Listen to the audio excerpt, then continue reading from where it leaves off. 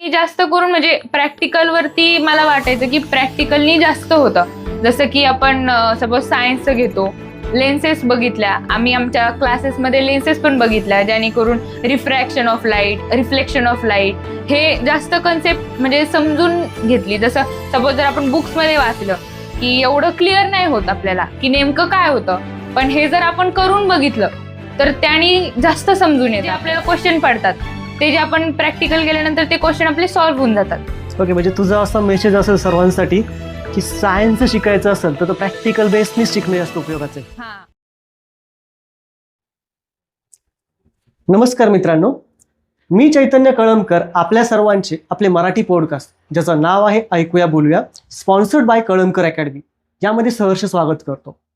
आपल्या पॉडकास्टमध्ये वेगवेगळे विषय चर्चेले जातात. असाच आजचा विषय थोडासा निराळाच आहे, कारण 10वीचे पेपर जवळ आलेले आहेत, तारखा पण डिक्लेअर झालेल्या आहेत. नेमका अभ्यास कसा करावा, स्ट्रॅटेजी कशी असावी याविषयी मार्गदर्शन होणे देखील गरजेचे आहे. पण हे मार्गदर्शन लास्ट इयरच्या 10वीच्या विद्यार्थ्यांसंदर्भात त्यांनी कसा अभ्यास केला, त्यांची स्ट्रॅटेजी कशी होती, प्लॅनिंग कसं होतं, त्यांच्याकडून जर जाणून घेतलं तर ते जास्त उपयोगी ठरू शकतं. या संदर्भात आपल्यासोबत चर्चा करण्यासाठी राजनंदिनी उपस्थित आहे. हॅलो नंदिनी. हाय दादा. तिच्याकडून आपण तिचा प्रवास जाणून घेणार आहोत. लास्ट इयरला तिला 91% होते. ती स्पोर्ट पर्सन विथ स्टडी ह्या दोन्ही गोष्टींमध्ये प्रॉपर होती. मग तिने ह्या दोन्ही गोष्टी कशा मॅनेज केला ह्या संदर्भात आपण तिच्यासोबत चर्चा करूया. नंदिनी, तुझा प्रवास कसा होता 10वीचा? माझं आधी तर स्टार्टिंगला सगळं स्पोर्ट्स होतं. म्हणजे एक दिवाळीपर्यंत माझा फुल फोकस स्पोर्ट्सवर होता. त्यावेळेस मी सिलेबसची सुरुवात पण नव्हती केलेली. जेवढं स्कूलमध्ये व्हायचं, ट्युशनमध्ये व्हायचं तेवढाच माझा रेग्युलर अभ्यास असायचा. की सपोज जर ट्युशन 1-1.5 तास आहे तर तेवढाच माझा कंटिन्यू अभ्यास असायचा की 1-1.5 तास रोजचा. पण दिवाळीनंतर थोडं शूटिंगकडं मी 50% दिलं आणि आपल्या स्टडीजला 50% दिलं. आणि त्यानंतर ज्यावेळेस माझ्या नॅशनलच्या वगैरे मॅचेस झाल्या डिसेंबर नंतर, त्यावेळेस मी फुल फोकस स्टडीवरच केलं. ओके, तुझं डेली शेड्यूल कसं असायचं बरं अभ्यासाचं? माझं आता अभ्यासाचं तर म्हणजे रात्रीच असायचं की मी एक नाईट पर्सन आहे, त्यामुळे दिवसभर माझं कसं स्पोर्ट्स असायचं. आधी माझे क्लासेस असायचे, त्यानंतर स्कूल, आणि स्कूल नंतर एकदा ट्युशनला मी डाऊट क्लिअर करायचे. आमचं नवीन टॉपिक शिकून झाल्यानंतर म्हणजे जानेवारीपासून तर डाऊट क्लिअर असायचे. त्यानंतर एक पेपर सॉल्व्हिंग असायचं. मग इकडं मी कधी ग्रुप स्टडी प्रेफर करायचे, कधी सेल्फ स्टडी प्रेफर करायचे. ग्रुप स्टडीमध्ये पण मला असं जास्त करून डाऊट क्लिअर व्हायचे, अभ्यास व्हायची, रिव्हिजन व्हायची. हे माझं इथलचं शेड्यूल होतं. त्यानंतर मी घरी गेल्यानंतर रात्री थोड्या वेळ रिलॅक्स वगैरे व्हायचे. एक 10-10:30 नंतर मी परत अभ्यासाला बसायचे. रात्री 2-3 पर्यंत आणि 3:30-4 पर्यंत मॅक्स टायमिंग होता माझा. त्यानंतर मी सकाळी परत 8 पर्यंत उठायचे आणि रेग्युलर रुटीन चालू व्हायचं. ओके, तुझा ह्या सगळ्या ह्याच्यामध्ये जो महत्त्वाचा विषय, फेवरेट सब्जेक्ट कोणता आहे? माझा मॅथ्स. आणि हेटफुल सब्जेक्ट? हेटफुल असं नव्हतं कुठलाच सब्जेक्ट, पण मला हार्ड, थोडं हिस्ट्री, जॉग्रफी थोडं हार्ड जायचं. ओके, तू मॅथ्सची तयारी कशी केली? कारण मॅथ्स, बऱ्याच जण मॅथ्स फोबिया असतो. हो. तो तुला नाहीये, तो बेस्ट ऑप्शन आहे. मग तू त्याची तयारी कशी केली? मला खरं सांगितलं तर मॅथ्सचा पण आधी फोबियाच होता. 8th पर्यंत मॅथ्सचा फोबिया होता. त्यानंतर मला 8th पासून माहित नाही, पण असं मॅथ्स आवडायला लागला जास्त करून. आणि जे सब्जेक्ट बाकीच्यांना सोपे जातात, जसं हिस्ट्री, जॉग्रफी तर सगळे मला बोलतात की सोप्पा आहे, पण मला तो थोडा हार्ड जायचा. आणि मॅथ्स मला सोप्पा जायचा की म्हणजे त्याच्यातले कन्सेप्ट जे होते ते लवकर ग्रास्प करून घ्यायचे मी. जसं की सपोज आता फॉर्म्युले आहे, तर मला काय वाटायचं की फॉर्म्युले तुम्ही जर पाठ केले तर तुम्हाला सम हे खूप सोपं वाटणार. किंवा तुम्ही जर ते वे आहे म्हणजे एक सॉल्व्ह करायचा जो वे आहे आपला, तर तो थोडा चेंज केला किंवा त्याला थोडं आपण अजून हे केलं, डेव्हलप केलं, तर तुम्हाला खूप सोपे होतात सॉल्व्ह करायला. बरोबर आहे. मग त्या पद्धतीने मग तुझं जे प्लॅनिंग होतं, डेली असायचं, वीकली का मंथली? माझं डेली प्लॅनिंग असायचं. म्हणजे जर आज आपण ठरवलंय की सपोज मॅथ्सचे हे सम किंवा बाकीचे कुठले सब्जेक्टचे ही लर्निंग करायची आहे, तर मग ती लर्निंग करून झाल्यानंतर त्यावरच एक डाऊट सेशन करायचे मी, म्हणजे सेल्फ स्टडीमध्ये. की सपोज जर पेपरमध्ये PYQ मध्ये जे क्वेश्चन्स होते त्या टॉपिकवर किंवा त्या एक्झाम्पलवर, तर ते सगळे मी सॉल्व्ह करून टाकायचे, एकदा न बघता आणि एकदा बघून. पहिले फर्स्ट टाइम तर बघून करायचे, जेणेकरून मला ते सिम्पल वाटायचं. आणि त्यानंतर लिहिता लिहिता जसं आपण लिहित जातो तसं आपल्याला लर्न होतं असं मला वाटतं. तर मग मी त्याआधी लिहून काढायचे, नंतर सेकंड टाइम मी न बघता लिहायचे. आणि जसं की पहिले मी सगळं लर्न करायचे, मग दुसऱ्या टाइम मी लिहायचे, मग तिसऱ्या टाइम मला स्वतः पण फ्रेम करू शकते असं एक मला उत्तर तयार व्हायचं. ओके.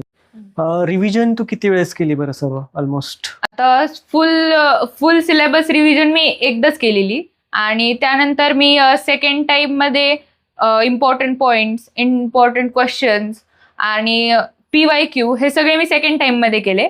थर्ड टाइम मध्ये मी क्वेश्चन पेपर सॉल्व्हिंग करायचे लास्ट 5 इयरचे. सपोज जर सायन्सचे पेपर आहेत तर मी सायन्सच्या आधी 5 वर्षांचे 5 पेपर हे सगळे सॉल्व्ह करून घ्यायचे. त्यानंतर मी बाकीच्या सब्जेक्टचे करायचे, असं प्रत्येक सब्जेक्टचं केलं.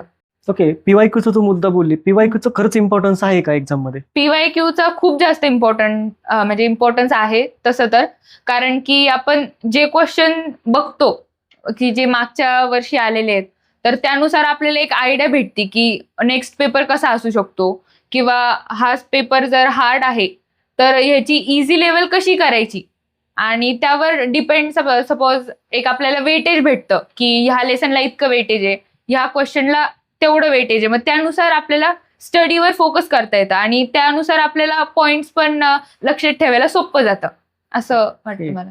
आता तू जे टेक्स्टबुक पाहिले स्कूलचे ते 10चे टेक्स्टबुक सोडून तू बाकीचे रेफरन्स बुक रेफर केले होते का? मी एकच बुक रेफर केली होती, टार्गेट बुक. त्यात मी फक्त म्हणजे क्वेश्चन सॉल्व्हिंग होतं आणि त्यांचे आन्सर्स असायचे जे PYQ आहेत लास्ट 5 इयर्स, असे त्यांचे सगळे क्वेश्चन पेपर, सगळे क्वेश्चन्स सब्जेक्ट वाईज त्या बुकमध्ये होते. आणि त्याच्यातून मला एक आयडिया भेटायची की सपोज आपण एक क्वेश्चन कसा लिहिला पाहिजे, त्याच्यात कोणते कोणते पॉइंट्स आले पाहिजे आणि स्टिक टू आन्सरला कसं राहायचं, म्हणजे इकड तिकडचं न लिहिता मेन पॉइंटवरती जास्त उत्तर, जे आपण म्हणतो की मोठं उत्तर पाहिजे, ते मोठं उत्तर पण कसं लिहायचं हे सगळं त्या बुकमध्ये पण नीट होतं. असं सोपं जायचं ते बघून आपल्याला समजून घ्यायला. आपण एक थोडक्यात ऑल ओव्हर सब्जेक्टचा रिव्ह्यू घेऊ बरं का. मॅथची तयारी कशी केली बरं तू? मॅथचे फॉर्म्युले मी जास्त करून पाठ केले आणि मी काय करायचे, माझा एक इझी वे होता की माझ्या स्टिकी नोट्सवरती मी फॉर्म्युले लिहायचे आणि ज्या ठिकाणी मी जास्त बसायचे तिथं मी ते सगळीकडे लावून ठेवले. ते सपोज मी टीव्ही समोर बसायचे रिलॅक्स करायला, तर मी टीव्हीला पण लावून ठेवलेले की चालता येतं बघायला. ते बेडवर जिथं झोपायचे, जिथं अभ्यास करायचे, सगळीकडं मी फॉर्म्युलेशी चिटकून ठेवले होते. जास्त नाही, 1 2 1 2 1 2 1 2 असे सगळीकडे लावलेले होते, जेणेकरून मला ते सोपं पडायचं की चालता येतं आपण बघायचो, मग ते पाठ व्हायचे. मग असं करून मला मॅथ्स थोडं सोपं जायला लागलं. ओके. सायन्स बद्दल कसा अप्रोच होता तुझा? सायन्स बद्दल मला बायोलॉजीमध्ये फार इंटरेस्ट पहिल्यापासून नव्हता आणि तो थोडा मला वीक पण जायचा. पण फिजिक्स केमिस्ट्री जे होतं त्यात माझं कसं होतं की केमिस्ट्रीला तुम्ही सपोज आपलं हे टेबल वगैरे पाठ केलं किंवा टेबल लक्षात ठेवलं आणि रिॲक्शन्स वगैरे कसे होणार ह्यावर तुम्ही जर फोकस केला, आणि फिजिक्समध्ये तुम्ही इक्वेशन झालं, त्याचं न्यूमरिकल झालं, सगळं आपण जसं म्हणजे पाठ करू किंवा समजून घेऊ त्यावर डिपेंड करतं की आपण काय लिहिलं पाहिजे किंवा काय आपल्याला अंडरस्टँड होतंय ते आपण त्यात लिहिलं पाहिजे. असं त्याच्यामध्ये पहा ना, एक फिजिक्समध्ये एक ग्रॅव्हिटेशन चॅप्टर आहे, त्याच्यामध्ये केप्लर्स लॉ आहे. तर तो समजून घेतला तर जास्त सोपा जातो की पाठ केला का सोपा जाणार? तो समजून घेतला तर जास्त सोपा जातो. बरोबर आहे. म्हणजे जसं तुम्ही त्याला समजून घेणार की सपोज जर हे इकडून फिरतंय, तिकडून कसं फिरतंय, का फिरतंय, ह्यावर डिपेंड करतं. आणि त्यावर मग आपली जी मेंटॅलिटी असती ती थोडी चेंज होती की सायन्स काही जण म्हणतात अवघड जातं, तर ते त्यानुसार सोपं जातं जसं तुम्ही समजून घेता. ओके. म्हणजे त्यासाठी तू कन्सेप्ट ओरिएंटेशन अभ्यास केला होता? हो. मग ते कन्सेप्ट क्लिअर करण्यासाठी तू काय प्रॅक्टिकल बेसवरती एज्युकेशन केलं का कसं केलं ते मॅनेज? मी जास्त करून म्हणजे प्रॅक्टिकलवरती मला वाटायचं की प्रॅक्टिकलनी जास्त होतं. जसं की आपण सपोज सायन्सचं घेतो, लेन्सेस बघितल्या आम्ही आमच्या क्लासेसमध्ये, लेन्सेस पण बघितल्या जेणेकरून refraction of light, reflection of light हे जास्त कन्सेप्ट म्हणजे समजून घेतली. जसं सपोज जर आपण बुक्समध्ये वाचलं की एवढं क्लिअर नाही होत आपल्याला की नेमकं काय होतं, पण हे जर आपण करून बघितलं तर त्याने जास्त समजून येतं आपल्याला. आणि जसं आता ग्रॅव्हिटेशनचं सांगितलं की सपोज जर इकडून फिरते तर का नाही, का बरं, हे ते जे आपल्याला क्वेश्चन पडतात ते जे आपण प्रॅक्टिकल केल्यानंतर ते क्वेश्चन आपले सॉल्व्ह होऊन जातात. ओके. म्हणजे तुझा असा मेसेज असेल सर्वांसाठी की सायन्स शिकायचं असेल तर प्रॅक्टिकल बेसनीच शिकणं जास्त उपयोगाचं आहे. हा, इवन केमिस्ट्री पण जर आपल्याला पॉसिबल झालं तर केमिकल्सनी केलं तर जास्त सोपं वाटतं असं मला बायोलॉजी वाटतं. म्हणलं तर ते मायक्रोस्कोपच्या खाली हो. अभ्यासणं पण जास्त सोयीस्कर आहे. हो. ओके. हिस्ट्री, सिव्हिक्स, जॉग्राफी, सोशल सायन्सचा कसा अभ्यास झाला? सोशल सायन्सचा तर जॉग्रफीला आमची जी ट्युशनची दिदी होती तिने मला खूप छान समजावून सांगितलं जॉग्रफीचं, की आधी म्हणजे तिने स्टार्टिंग पासून सुरुवात केली की बेसिक जे शिकवतात ते सुद्धा तिने मला शिकवलं, काही जज न करता, की चला तुला हार्ड जातोय तर आपण पहिल्यापासून शिकून घेऊ. तर पहिल्यापासून तिने सगळं शिकवलं आणि त्यानुसार मी माझे फ्रेम करून आन्सर्स लिहिले आणि ते आन्सर्स पण अप टू द मार्क होते. जसे मी समजून घेतले तसे मी लिहिले. आणि बाकी राहिलं हिस्ट्रीचं, तर हिस्ट्रीचं मी जास्त करून रट्टा मारच केला होता, कारण ते सब्जेक्ट म्हणजे डेट्स वगैरे हे आपल्याला लक्षातच राहिलं पाहिजे किती काही झालं तरी. आपण ते म्हणजे कन्सेप्च्युअल त्याच्यात कमी आहे आणि त्याच्यात लर्निंग जास्त आहे. बरोबर आहे. आणि सर्वात मोठा बॅरियर असतो इंग्लिश मिडियमच्या स्टुडंटसाठी तर लँग्वेज. मराठी, हिंदी आणि इंग्लिश. हम्म. तर यासाठी तुझा काय अप्रोच होता? इंग्लिशसाठी तर जास्त करून मी बुक्स वाचायचे. म्हणजे बुक्सनी काय होतं की आपल्याला एक आयडिया भेटते की आपल्याला एक्सपेन्शन ऑफ आयडियामध्ये आपण काय लिहू शकतो. आपली जी विचार करायची जी क्षमता असती, थिंकिंग पॉवर, ती कशी वाढवायची किंवा आपण काय काय लिहू शकतो त्यात हे आपलं बुक्समधून भेटतं. मग ते बुक्स कशाचं पण असू दे, आपल्या सिलेबस बुक्स जरी असल्या ना इंग्लिशच्या तरी चालतात किंवा बाहेरच्या बुक्स, कुठल्याही बुक्स वाचा, पण त्याने आपलं म्हणजे जे हे असतं ना ग्रामर, वोकॅब्लरी वगैरे ते सगळं वाढतं. आणि ग्रामरवर पण मी जास्त फोकस केला होता, की सपोज जर ग्रामरमध्ये जर आपले हातातले मार्क्स असतात, ग्रामरमध्ये आउट ऑफ पडू शकतात, रायटिंग स्किलमध्ये जरी नाही पडले तरी, तर मग त्यावर पण जास्त फोकस केलं होतं मी. ग्रामरवर आणि रायटिंग स्किलवर जास्त केलं होतं. मराठीसाठी पण सेम अप्रोच होता? हा, मराठीसाठी पण माझा सेम अप्रोच होता. फक्त मराठीसाठी बुक्स नव्हते वाचत मी जास्त करून पेपर वाचायचे किंवा जे आमच्या टेक्स्टबुकमध्ये जे दिलेलं असायचं ते जास्त करून वाचायचे मी मराठीला. तुझ्या हॉबी कोणत्या आहेत तरी?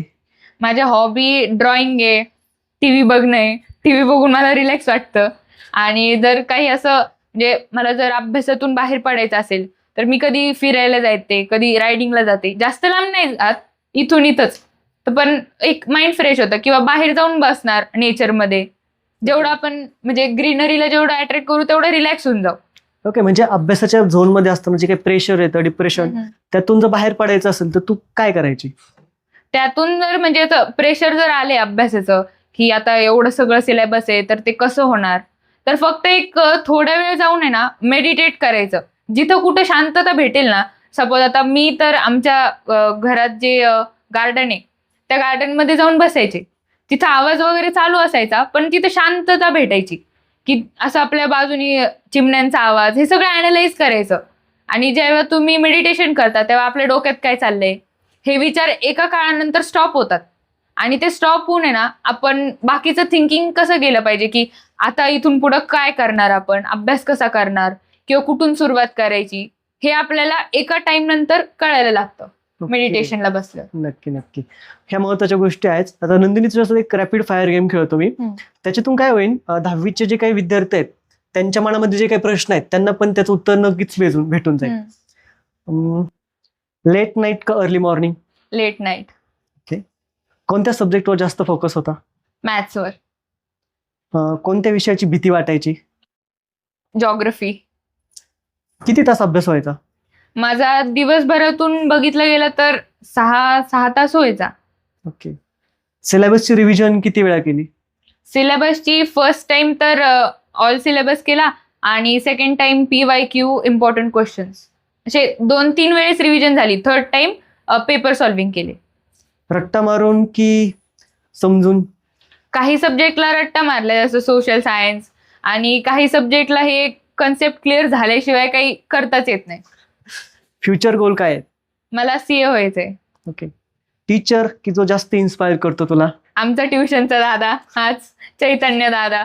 त्यांनी मला खूप इन्स्पायर केलं आणि ज्या गोष्टी मला किंवा माझ्या घरच्यांना सुद्धा वाटत होत्या की नाही करू शकत, तर त्या ह्यांनी आम्हाला म्हणजे भरोसा बसून दिला की हो तू नंदिनी करूच शकती म्हणून. ओके. थँक्यू. ग्रुप स्टडी का सोलो स्टडी? मी दोन्हीला प्रेफर करते, कारण सिच्युएशनवर डिपेंड करतं. आता मी क्लासमध्ये ज्यावेळेस ग्रुप स्टडी करायचे त्यावेळेस मी काही गोष्टी मी त्यांना शिकवायचे, काही गोष्टी त्या मला शिकवायच्या. जेणेकरून आमच्या म्हणजे दोन्ही बाजूने आमचा अभ्यास पण व्हायचा, रिव्हिजन पण व्हायची आणि लर्निंग पण बेटर व्हायची ग्रुप स्टडीमध्ये. आणि जसं रात्री अभ्यास करायचे तर तेव्हा solo studies, self studies prefer करायचे. लास्ट मिनिट रिव्हिजन का अर्ली टाइम रिव्हिजन? तसं तर दोन्ही पण नाही, पण एक मी दिवाळीनंतर चालू केलं त्याच्यामुळं अर्ली पण झालं आणि एकदम नंतर पण केलं त्याच्यामुळं थोडं लेट पण झालं. नंदिनीबद्दल एक महत्त्वाची गोष्ट सांगायची तर ती नॅशनल प्लेअर रायफल शूटिंगमध्ये. नॅशनल होणं आणि अभ्यासामध्ये पण टॉपला असणं, त्या दोनही गोष्टी तिने खूप चांगल्या पातळीवरती मॅनेज केल्या होत्या. बऱ्याचदा असं बोललं जातं की 10th आहे म्हणल्यावर तुम्ही स्पोर्ट्स सोडून द्या, तुम्ही अदर ॲक्टिव्हिटीज ड्रॉप करा. तसं काही करण्याची आवश्यकता पण नाही आहे. ते तिने तिच्या मार्कावरून पण सिद्ध केलेलं आहे. म्हणजे तुम्ही अभ्यास करत असताना बाकीच्या गोष्टी जरी हँडल केल्या तरी पण तो तुम्हालासाठी काय असतं, प्लस पॉईंटच असतो. ही गोष्ट आपल्याला ह्याच्यातून क्लिअर होती. आपल्या 10वीच्या विद्यार्थ्यांसाठी तू काय संदेश देऊ शकशील? मी तर पहिले हेच बोलेल की तुम्ही जे प्रेशर घेता की आपल्याकडून होईल का नाही, हे नाही घेतलं पाहिजे. आणि कॅज्युअल पण तेवढंच घेतलं नाही पाहिजे की सपोज जर आपण म्हणतोय की 10वीचं काही नसतं, तर 10वीचं असतं, पण इतकं पण नसतं की जेवढं तुम्ही त्याला म्हणजे सगळे कसे इंडियन पॅरेंट्स वगैरे करतात की 10वी आहे, एवढं काही नसतं. तुम्ही एक नॉर्मल एक मीडियम राहिले पाहिजे, बॅलन्स दोन्ही पण, की ओव्हर कॉन्फिडंट पण नाही झाले पाहिजे आणि एकदम अंडर कॉन्फिडंट पण नाही झाले पाहिजे 10वीला घेऊन तरी. ओके. नंदिनी, तुझ्यासोबत बोलून खरंच खूप छान वाटलं. 10वीच्या विद्यार्थ्यांना ज्या काही त्यांचे पॉईंट्स असतात की नेमकं काय करायचं, कसं करायचं, प्लॅनिंग कसं करायचं, त्याचे उत्तर देखील आपल्या ह्या डिस्कशनमधून नक्कीच त्यांना भेटले असतील. आपल्या ह्या पॉडकास्टचा आमच्या प्रेक्षकांना फायदा झाला असेल.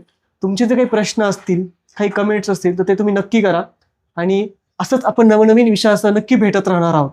तोपर्यंत तुम्ही जोडले राहा तुमच्या आमच्या या मराठी पॉडकास्टसोबत, ज्याचं नाव आहे ऐकूया बोलूया. धन्यवाद.